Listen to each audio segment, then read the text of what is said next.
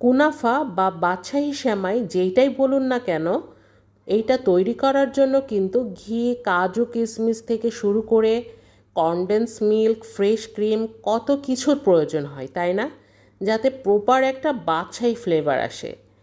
কিন্তু বিশ্বাস করেন, আজ আমি একটি পুরাই গরিবানা কুনাফা তৈরি করেছি। আমি দেখতে চেয়েছিলাম এইগুলা ছাড়াও কি কুনাফাটা টেস্টি হয় কি না। বিলিভ মি, এটা এত বেশি মজা হয়েছিল যেটা বলে বোঝানোর মতো না।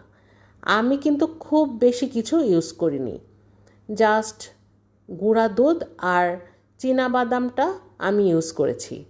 তাছাড়া যা দরকার হয় চিনি, দুধ, এইগুলাই আর কি। আর দুধের মধ্যে অবশ্যই একটু কর্নফ্লাওয়ার গুলিয়ে নিয়েছিলাম।